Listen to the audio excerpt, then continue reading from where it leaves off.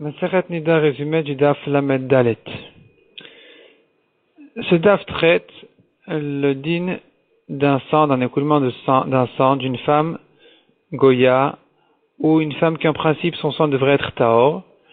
Est-ce que dans certaines situations on va considérer quand même que son sang en écoulement de sang est tamé? Et là il faut introduire une Zava juive en général, donc une femme juive qui a une Touma de Ziva, son sang est tamé dans n'importe quelle situation, si bien s'il est en état liquide que s'il s'est déjà coagulé, il est tamé. Tandis que il y a d'autres choses qui sont tamées aussi chez la Zava, qui sont ses sources en général, ce qui s'appelle Mayanot, les sources de la Zava, qui sont sa salive et son urine, tout ça c'est tamé. Mais là-bas, ce n'est tamé qu'en état liquide, pas une fois que ça a séché. Quand ça a séché, c'est déjà tahor.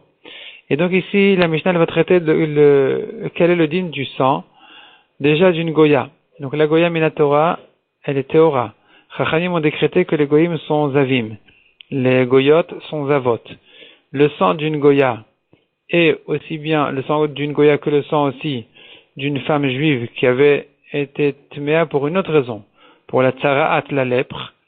Et maintenant, elle se situe dans les jours où son sang devrait être Tahor, son écoulement de sang, puisque elle est dans ces jours d'après l'accouchement, d'après les jours de Touma, qui arrivent donc ensuite, il y a les jours de Tahara qui arrivent.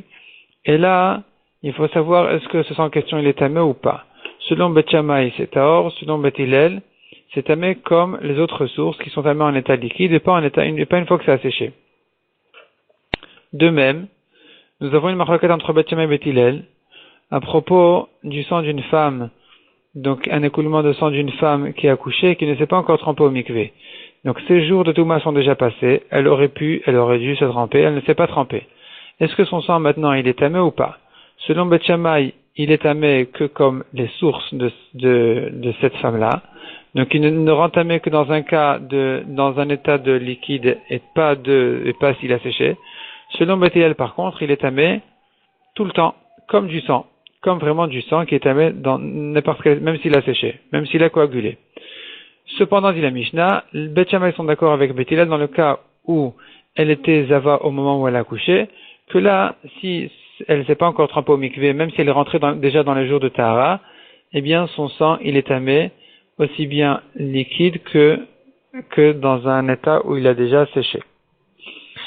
Et la Gemara demande, mais pourquoi est-ce que selon Bet Shammai, le sang d'une Goya, il est tahor, alors que les Chachamim ont décrété qu'ils sont comme des avim. Si les Goyim et les Goyat sont comme des avim et des avot, on devrait dire que son sang il est tamé. Pourquoi est-ce qu'il est tahor? Répond la Gemara. Les Chachamim ont fait une différence entre le Deoraita et le Derabanan, ont bien voulu marquer la différence que ce n'est qu'une Touma Derabanan, et donc pour marquer la différence, ils ont décidé de rendre tahor le sang d'une Goya, de manière à ce qu'on ne se trompe pas de croire que c'est un Midoraita, et qu'on en vienne donc à brûler donc la Trouma. Si la Goya touchait la Trouma, on va croire que c'est Doraita et on va la brûler, alors que ce n'est que de Rabbanan et on n'a pas à brûler la Trouma. C'est pour ça que les Chachamim ont dit que son sang, il est Tahor, pour bien se rappeler que ce n'est pas Doraita. Ça c'est le principe de Bet Shammai, et la Gemara autour de ça, elle ajoute quelques explications encore. La Gemara ensuite passe au goy. Donc on passe de la goya au goy. Le goy, donc l'homme en général chez les juifs, il a deux sortes d'écoulements qui sont tamés. On a ce qui s'appelle ziva et on a ce qui s'appelle keri ou shichvat zera qui est la même chose. Et là, la Gemara elle dit que pour le goy, son zov, sa ziva c'est tamé, tandis que son keri, il est tahor. Et ici à nouveau, on a la même explication que puisque Minatora tout est tahor, et que les Chachamim ont décrété que c'est tamé, ils devront quand même faire une différence, ils devront marquer la différence en considérant qu'une des Tumot chez les Juifs serait tahor chez le Goy, et donc la Gemara explique pourquoi est-ce qu'ils ont préféré ici la Touma de Keri, pour dire que c'est ça ce qui serait tahor chez le Goy, mais en tout cas c'est clair que c'est tahor, la Gemara même elle ramène une preuve de certaines Mishnayot, où on voit clairement que l'écoulement du Keri d'un Goy, il est tahor. Il est tahor même Idrabanan.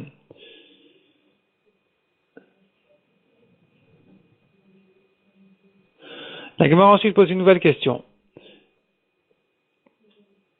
Si un juif est allé avec une Goya, et que la Shirvat Zera est sortie après 3 jours, est-ce que c'est encore tamé ou c'est déjà tort? Si elle était juive, ça aurait été déjà tort parce que ça s'abîme déjà dans son corps, et au bout de 3 jours, c'est plus rien du tout, et donc il n'y a plus de touma.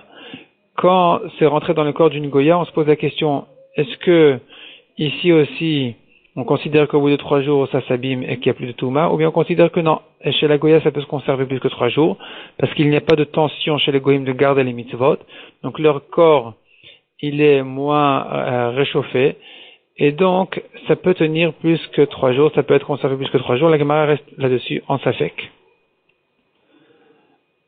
Ensuite, la Gemara, elle passe à ce qu'on a vu dans la Mishnah, la Metzoraat. À propos de la femme qui a une touma de tzarat, de lèpre, on a dit que son sang, pendant les jours de Tahara, est-ce que son sang il est tamé ou pas? Selon Bet Shammai, on a vu Machloket Bet Shammai et Bet Hillel. Selon Bet Shammai, son sang, il est tahor. Selon Bet Hillel, il est tamé. La Gemara ramène toute une machloket entre Bet Shammai et Bet Hillel, les drachot des psukim.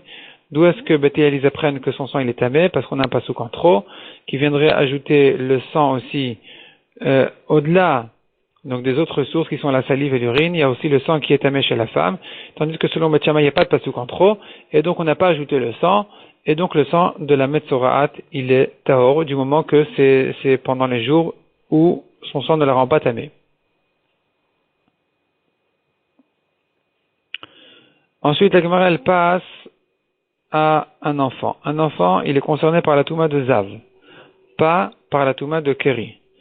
Et sachant qu'on a un pasouk qui met en rapport a priori la touma de Zav avec la touma de Keri, on se posait la question, est-ce que s'il n'a vu qu'une seule fois sa touma, son écoulement de Zav, l'enfant, est-ce que je dis que c'est comme un Keri, donc il ne le concerne pas, il est pas tamé dans ce cas-là, ou pas? La Gemara elle répond que non. Malgré que, en ce qui concerne le Keri, au bout de la première fois, en ce qui concerne le Keri, l'enfant n'est pas du tout concerné par cette touma-là, il est tahor. Cependant, en ce qui concerne la Ziva, dès la première fois déjà, qu'il a vu cet écoulement de Ziva, l'enfant, il est déjà tamé. Donc, en ce qui concerne la Ziva, il sera tamé dès la première fois, mais, effectivement, en ce qui concerne Keri, qui est Shirvat Zera, l'enfant n'est pas tamé, il est tahor.